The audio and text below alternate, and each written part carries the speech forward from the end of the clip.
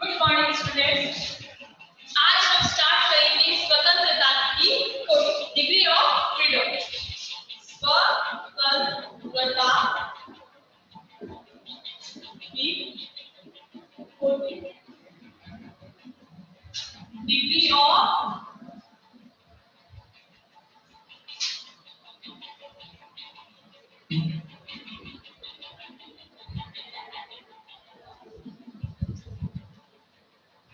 Freedom, degree of स्वतंत्रता की खोज।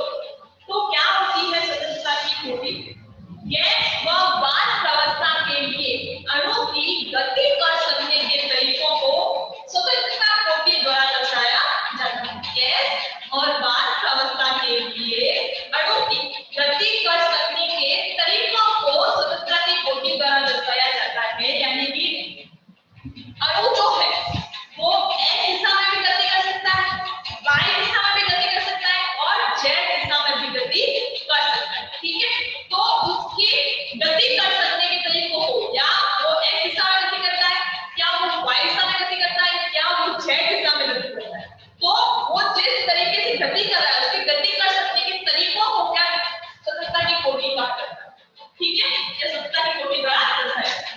तो गैस या वाष्प अवस्था की, गैस व वाष्प अवस्था की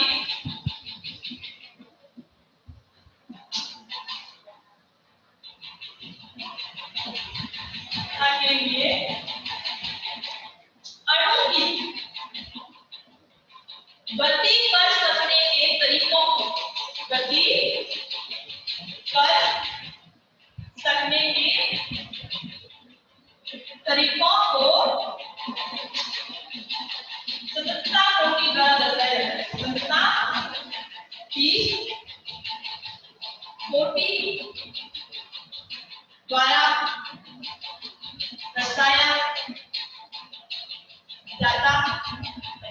यानी कि अणु x दिशा में गति कर रहा है या y दिशा में गति कर रहा है या z दिशा में गति कर रहा है, तो गैस व वाष्प अवस्था के लिए अणु की गति कर सकने के तरीकों को स्वतंत्रता खोज के द्वारा दर्शाया जाता है। गति कर सकने के तरीकों को स्वतंत्रता खोज के द्वारा दर्शाया जाता है। अब यदि n परमाणु वाले अणु की हम बात करते हैं, यदि हम n परमाणु वाले अणु की बात करते हैं, तो प्रत्येक परमाणु की स्थिति, प्रत्येक परमाणु की स्थिति तीन निर्देशांकों x, y, z द्वारा दर्शाई जा सकती है। ठीक है, यदि हम क्या करते हैं, यदि हम n परमाणुओं वाले अणु की बात करते हैं, तो प्रत्येक परमाणु की स्थिति, उस अणु में प्रत्येक परमाणु की स्थिति तीन निर्देशांकों x, y, z के अनुसार, x, y, z के अनुसार दर्शाई जाती है या x, y, z द्वारा दर्शाई जाती है। जैसे माना ये एक n परमाणु वाला अणु, ठीक है, माना ये एक n परमाणु वाला क्या है, अणु। ठीक है, अब ये अणु इस x दिशा में भी गति कर सकता है, ठीक है, ये y दिशा में भी गति कर सकता है और ये z दिशा में भी क्या कर सकता है, गति कर सकता है। ठीक है, तो यानी कि ये तीनों दिशाओं में भी गति करता है, ये तीनों दिशाओं में क्या कर सकता है, गति कर सकता है। या तो ये x दिशा में गति करेगा, ठीक है, या ये y दिशा में गति करेगा, या ये z दिशा में गति करेगा। अतः ये तीनों दिशाओं में गति कर सकता है ना। ये अणु n परमाणु वाला अणु जो है वो तीनों दिशाओं में गति कर सकता है। ठीक है, तो अतः अब इस अणु की स्वतंत्रता खोज क्या होगी, इस अणु की स्वतंत्रता खोज होगी 3n, यानी कि 3 into n, 3 into n, यानी कि देखो बराबर से बताती हूँ। जैसे ये n परमाणु वाला एक अणु, ठीक है, ये क्या है, n परमाणु वाला एक अणु, ठीक है, ये अणु इस x दिशा में गति कर सकता है, ठीक है, ये अणु इस y दिशा में गति कर सकता है, ठीक है, और ये अणु इस z दिशा में भी क्या कर सकता है, गति कर सकता है। ठीक है, तो ये अणु इस तीनों दिशाओं में गति कर सकता है, ठीक है, x में भी गति कर सकता है, y में भी गति कर सकता है और z में भी गति कर सकता है। तो ये अणु n परमाणु वाला अणु तीनों दिशाओं में क्या कर सकता है, गति कर सकता है। तो इस अणु की स्वतंत्रता खोज क्या होगी, 3 into n, तीन दिशाओं में गति कर सकता है, ठीक है, 3 into n क्या है, परमाणुओं की संख्या, n क्या है, परमाणुओं की संख्या,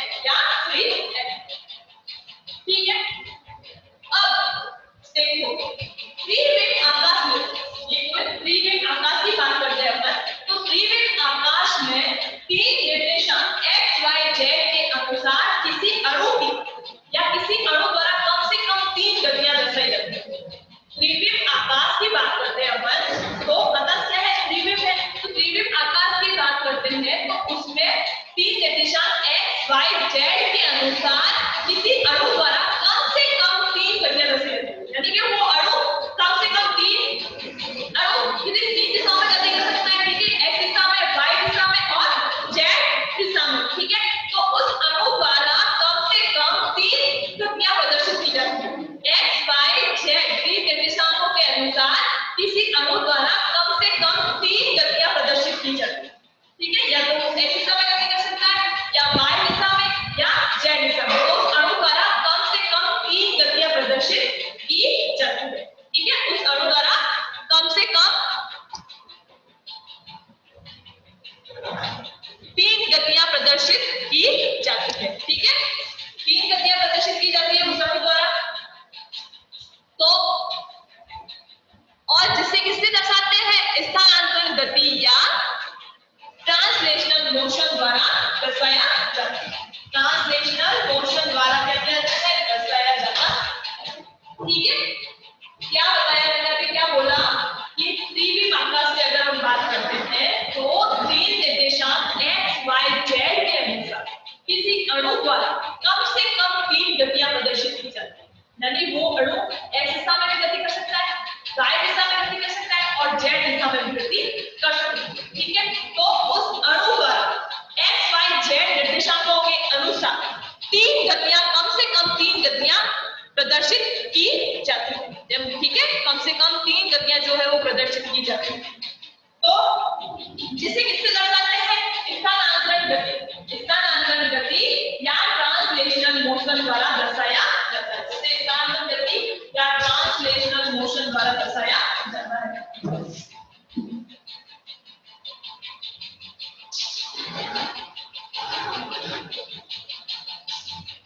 त्रिविम आकाश में तीन निर्देशांक x y z के अनुसार किसी अणु की या किसी अणु द्वारा कम से कम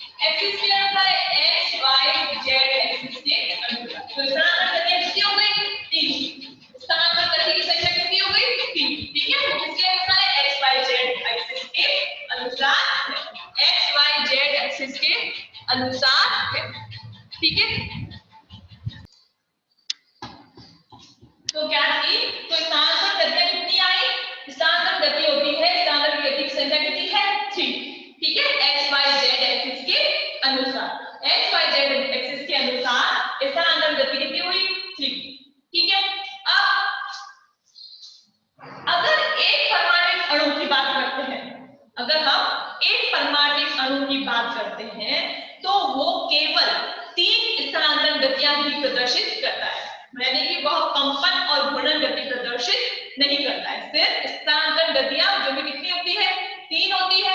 स्थानांतरण गतियां जो भी कितनी होती है, 3 होती है। तो एकल परमाणु अणु केवल 3 स्थानांतरण गतियां ही प्रदर्शित करता है, कंपन और घूर्णन गति प्रदर्शित नहीं करता है। तो उसकी स्वतंत्रता की कोटि कितनी हो जाएगी, उसकी स्वतंत्रता की कोटि हो जाएगी 3। ठीक है, उसकी स्वतंत्रता की कोटि कितनी हो जाएगी, 3।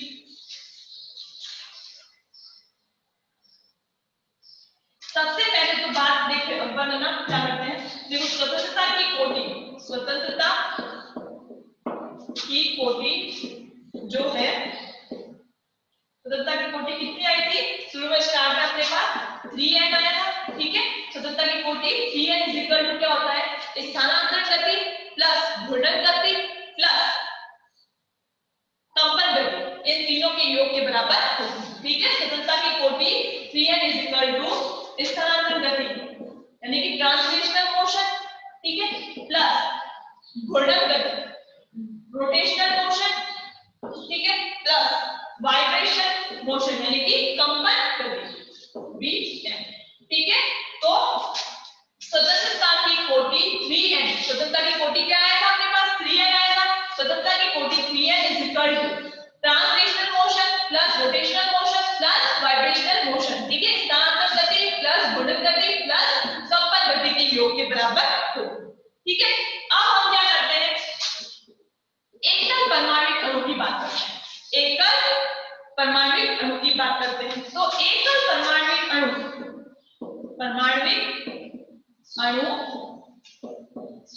केवल क्या करता है, केवल और केवल 3 स्थानांतरण गतियां, 3 स्थानांतरण गतियां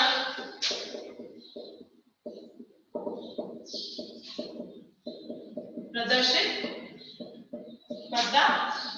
ठीक है, एकल परमाणु अणु केवल स्थानांतरण गति प्रदर्शित करता है, और स्थानांतरण गतियां कितनी होती है, 3। स्थानांतरण गतियों की संख्या कितनी है, 3 है।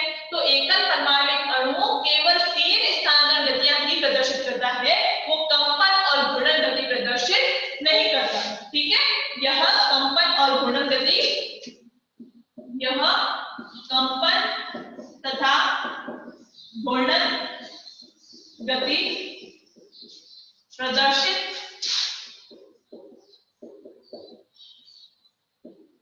नहीं करता, यह कंपन तथा घूर्णन गति जो है वो प्रदर्शित नहीं करता है। क्यों, क्योंकि इसमें परमाणु कितना होता है, एक होता है, क्योंकि इसमें एक ही परमाणु होता है। यह कंपन तथा घूर्णन गति प्रदर्शित नहीं करता है क्योंकि इसमें क्या एक ही परमाणु होता है, इसमें एक ही परमाणु होता है, इसमें एक ही परमाणु होता है। अतः एकल परमाणु अणु की स्वतंत्रता कोटि कितनी हो गई, 3।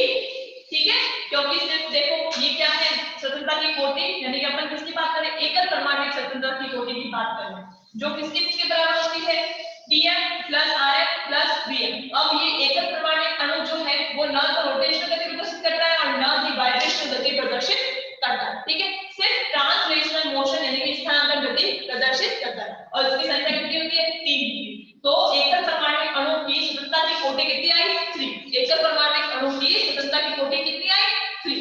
ठीक है, अतः इस अणु की स्वतंत्रता की कोटि, इस अणु की स्वतंत्रता की कोटि क्या होगी, इसकी स्वतंत्रता की कोटि कितनी होगी, इज इक्वल टू 3। ठीक है, इज इक्वल टू 3। अब इसके एकल परमाणु अणु के एग्जांपल ले लेते हैं। एग्जांपल कौन कौन से, तो हीलियम, नियॉन, आर्गन। ठीक है, उत्कृष्ट कैसे, helium, neon, argon, krypton, xenon,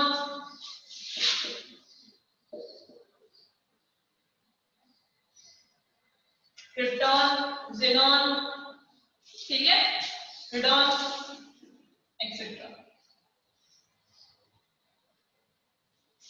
ठीक है, तो ये क्या है, एकल परमाणविक अणु है जो केवल क्या करते हैं, स्थानांतरण गति ही प्रदर्शित करते हैं, जिनकी संख्या कितनी होती है, जिनकी संख्या होती है 3, जिनकी संख्या क्या होती है 3 होती है। ठीक है, अब हम किसकी बात करते हैं, द्विपरमाणविक अणु की बात करते हैं। अब हम द्विपरमाणविक अणु की बात करते हैं।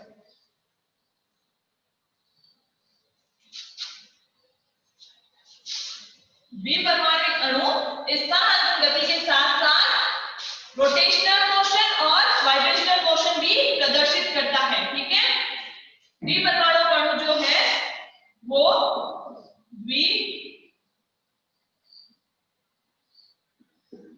परमाणविक अणु, द्विपरमाणविक अणु कंपन और घूर्णन गतियां भी प्रदर्शित करता है। कंपन, द्विपरमाणविक अणु स्थानांतरण गति के साथ साथ कंपन और घूर्णन गति भी प्रदर्शित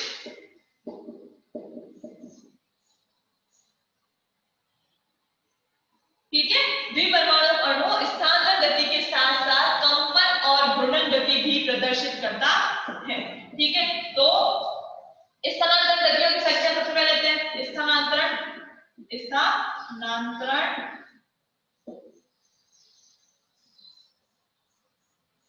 ठीक है, स्थानांतरण गति कितनी होती है, 3 होती है एक्स वाई जेड एक्सिस के अनुसार। ठीक है, फिर घूर्णन गति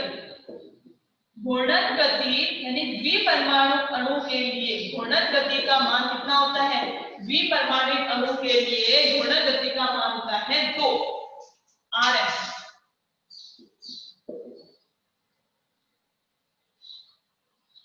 ये फिक्स है। ठीक है, ये क्या है, निश्चित है, यानी कि द्विपरमाणु अणु के लिए घूर्णन गति का मान कितना होता है, 2 होता है, और कंपन गति का मान कितना होता है, कंपन गति का मान होता है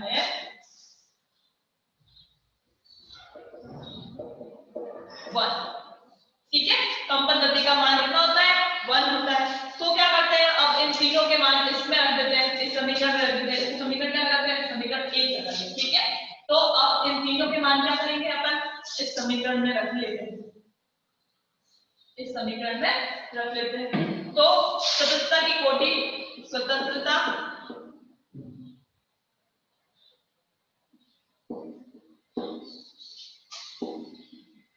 की कोटि इज इक्वल टू, स्वतंत्रता की कोटि इज इक्वल टू क्या है, इसको अपन और किससे डिनोट कर सकते हैं, डिग्री ऑफ फ्रीडम। ठीक है, डिग्री ऑफ फ्रीडम कितनी है, ट्रांसलेशनल मोशन की वैल्यू रख दी 3 प्लस रोटेशनल मोशन की वैल्यू रख दी 2 प्लस वाइब्रेशनल मोशन की वैल्यू रख दी 1। तो कितनी आई, स्वतंत्रता की कोटि 6। तो द्विपरमाणविक अणु यानी द्विपरमाणविक अणु की स्वतंत्रता कोटि कितनी होती है, 6। द्विपरमाणविक अणु की स्वतंत्रता की कोटि कितनी होती है, 6। ठीक है, अब हम अलग अलग परमाणुओं के लिए निकालते हैं। ठीक है, तो देखो द्विपरमाणु अणु की स्वतंत्रता कोटि कितनी आई, 6 आई। इसके लिए स्थानांतरण गति कितनी होती है, 3 होती है। द्विपरमाणु अणु के लिए घूर्णन गति होती है 2 और कंपन गति कितनी होती है, 1 होती है। तो मान लग गया इस सूत्र के अंदर। तो द्विपरमाणु अणु की स्वतंत्रता की कोटि कितनी आई, 6। द्विपरमाणु अणु की स्वतंत्रता की कोटि कितनी आई, 6 आई। अब हम अलग अलग अणुओं की बात करते हैं, अलग अलग परमाणु के अणुओं की बात करते हैं। ठीक है,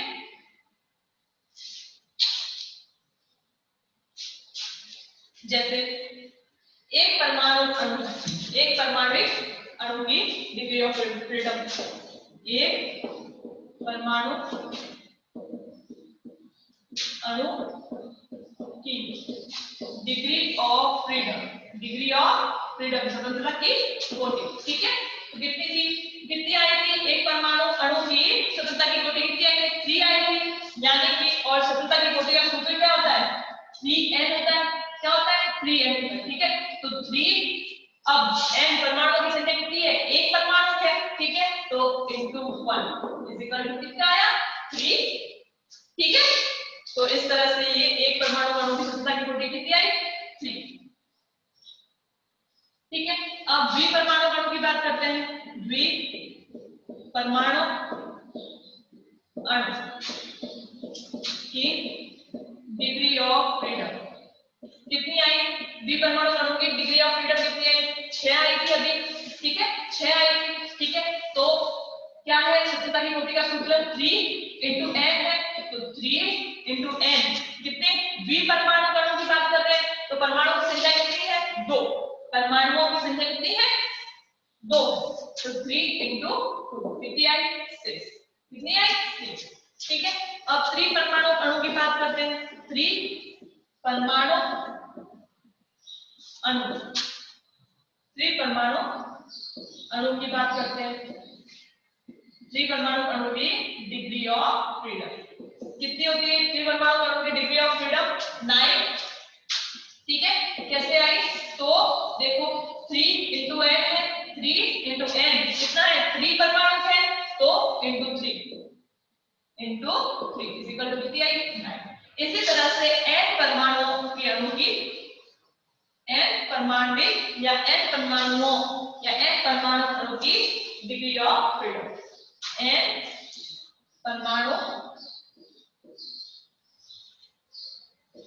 अणु की डिग्री ऑफ फ्रीडम क्या है? 3n। ठीक है, क्या है? n, यानी परमाणुओं की संख्या कितनी? 3 है। परमाणुओं की संख्या कितनी है?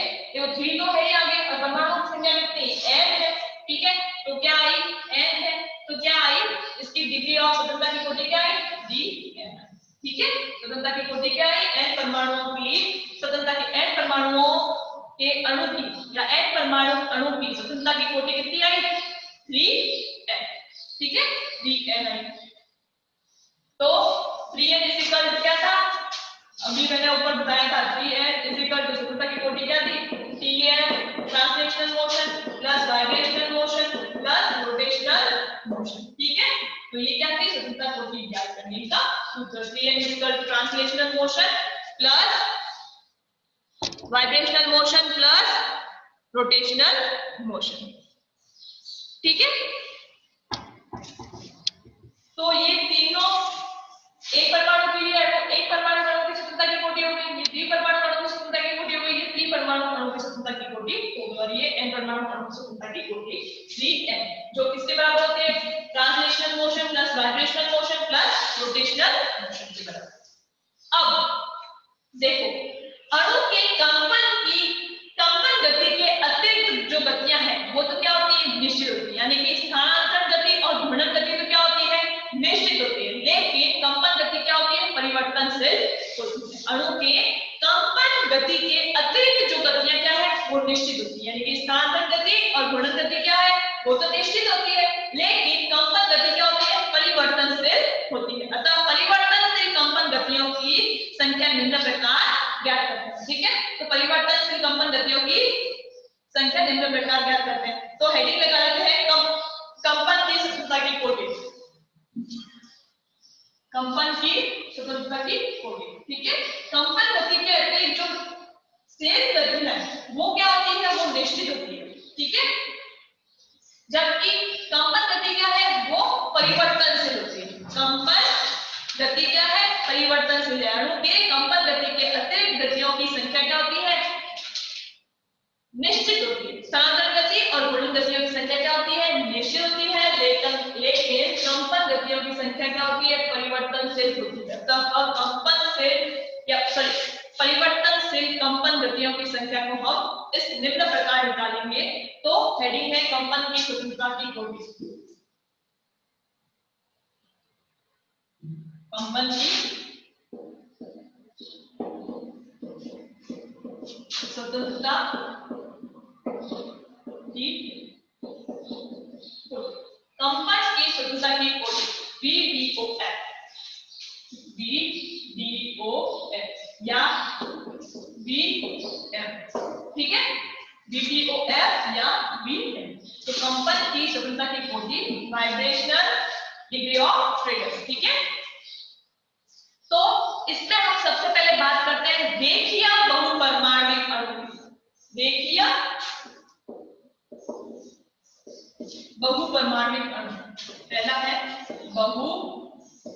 रेखीय बहुपरमाणविक अणु की वाइब्रेशनल डिग्री ऑफ फ्रीडम, ठीक है, कंपन की, रेखीय बहुपरमाणविक अणु की कंपन की स्वतंत्रता की कोटि, ठीक है। तो हम क्या करते हैं, एक रेखीय बहुपरमाणविक अणु का एक एग्जांपल ले लेते हैं, ठीक है। रेखीय बहुपरमाणविक अणु का एक एग्जांपल ले लिया, जैसे CO2 क्या है, CO2 क्या है, बहुपरमाणविक है, ठीक है। परमाणुओं की संख्या कितनी है, 3, दो ऑक्सीजन, कितने, दो ऑक्सीजन और एक क्या है, कार्बन है। तो परमाणुओं की संख्या कितनी हुई, 3 हुई, ठीक है। तो ये क्या है, बहुपरमाणविक हो गए। अब CO2 की स्ट्रक्चर क्या होती है, लीनियर होती है ना, तो रेखीय बहुपरमाणविक हो गया। तो O double bond C double bond, ये क्या है, CO2, जिसकी क्या है, लीनियर स्ट्रक्चर। CO2 की क्या है, लीनियर स्ट्रक्चर। अब इसमें परमाणुओं की संख्या N कितनी है, 2 ऑक्सीजन और एक क्या है, कार्बन है। तो कितनी होगी परमाणुओं की संख्या, 3, परमाणुओं की संख्या 3, ठीक है। अब ट्रांसलेशनल मोशन क्या है, फिक्स है, ट्रांसलेशनल मोशन क्या है, फिक्स है, 3, ठीक है। अब रोटेशनल मोशन क्या है वो देखो, रोटेशनल मोशन रेखीय बहुपरमाणविक अणु के लिए रोटेशनल मोशन क्या होती है, 2, रेखीय बहुपरमाणविक अणु के लिए रोटेशनल मोशन कितनी होती है, 2, किसके लिए, रेखीय बहुपरमाणविक अणु, रेखीय बहुपरमाणविक अणु के लिए रोटेशनल मोशन कितनी है, 2 है। और अपन को ज्ञात करना है वाइब्रेशनल मोशन की स्वतंत्रता की कोटि ज्ञात करनी है ना, वाइब्रेशनल मोशन की स्वतंत्रता की कोटि ज्ञात करनी है अपन को। तो Vm क्या हो गया, इसको मान लिया अपन ने x, इसको क्या करना है, तो Vm को अपन ने क्या मान लिया x। तो सूत्र लगा लेते हैं, 3m इज इक्वल टू, क्या था सूत्र, 3m is equal to translational motion plus vibrational motion plus rotational motion, ठीक है। तो ट्रांसलेशनल मोशन क्या है, 3 है, ठीक है, और रोटेशनल मोशन क्या है, इनटू सॉरी प्लस 2, ठीक है, प्लस वाइब्रेशनल मोशन क्या है, क्या वैल्यू है वाइब्रेशनल मोशन की, x है, ठीक है, वाइब्रेशनल मोशन की वैल्यू क्या है, x है। तो अब इसको सॉल्व करते हैं, ये 3n इज इक्वल टू 3 और 2 क्या 5 प्लस x, या x इज इक्वल टू क्या आ गया 3n plus sorry 3n minus 5, 3n minus 5। ये क्या है, रेखीय बहुपरमाणविक अणु कंपन की स्वतंत्रता कोटि ज्ञात करने का क्या है, फॉर्मूला है, ठीक है। ये रेखीय बहुपरमाणविक अणु की स्वतंत्रता की कोटि, रेखीय बहुपरमाणविक अणु, रेखीय बहुपरमाणविक अणु की स्वतंत्रता की कोटि ज्ञात करने का क्या है, फॉर्मूला है, क्या, x is equal to 3n minus 5, x is equal to क्या है 3n माइनस 5, ठीक है। अब हम किसकी बात करते हैं, अरेखीय बहुपरमाणविक अणु की स्वतंत्रता की कोटि की बात करते हैं, ठीक है। रेखीय परमाणविक अणु के लिए क्या है स्वतंत्रता की कोटि, कंपन की स्वतंत्रता की कोटि, x is equal to 3n minus 5, ठीक है। अब हम किसकी बात करते हैं, अरेखीय, ठीक है, किसकी बात करते हैं, अरेखीय बहुपरमाणविक अणु की स्वतंत्रता की कोटि, कंपन की स्वतंत्रता की कोटि, अरेखीय बहुपरमाणविक अणु की कंपन की स्वतंत्रता की कोटि, ठीक है। अब अरेखीय बहुपरमाणविक अणु का एक एग्जांपल ले लेते हैं, अरेखीय बहुपरमाणविक अणु का क्या करते हैं, एक एग्जांपल ले लेते हैं। तो अरेखीय बहुपरमाणविक अणु का एक एग्जांपल लिया SO2, H2O भी ले सकते हैं, SO2 है, H2O है, ठीक है। तो SO2 की स्ट्रक्चर क्या होती है, अरेखीय होती है, नॉन लीनियर होती है, S double bond O double bond O, ठीक है। बैंड स्ट्रक्चर है, नॉन लीनियर या बैंड स्ट्रक्चर है, ठीक है, या वी शेप्ड स्ट्रक्चर है, SO2 की वी शेप्ड स्ट्रक्चर या नॉन लीनियर या वी शेप्ड स्ट्रक्चर है या बैंड स्ट्रक्चर है, ठीक है। तो ये क्या है, अरेखीय बहुपरमाणविक एक अणु, ठीक है। इसके लिए परमाणुओं की संख्या n इज इक्वल टू कितनी है, 3 है, इसके लिए परमाणुओं की संख्या क्या है भाई 3 है, ठीक है, n इज इक्वल टू 3। अब अरेखीय बहुपरमाणविक अणु के लिए ट्रांसलेशनल मोशन क्या है, वो सबके लिए फिक्स है 3, ठीक है। अब रोटेशनल मोशन जो है वो अरेखीय बहुपरमाणविक अणु के लिए कितनी हो गई, 3, कितनी होगी 3। अरेखीय बहुपरमाणविक अणु के लिए रोटेशनल मोशन कितनी होगी, 3 होगी। और वाइब्रेशनल मोशन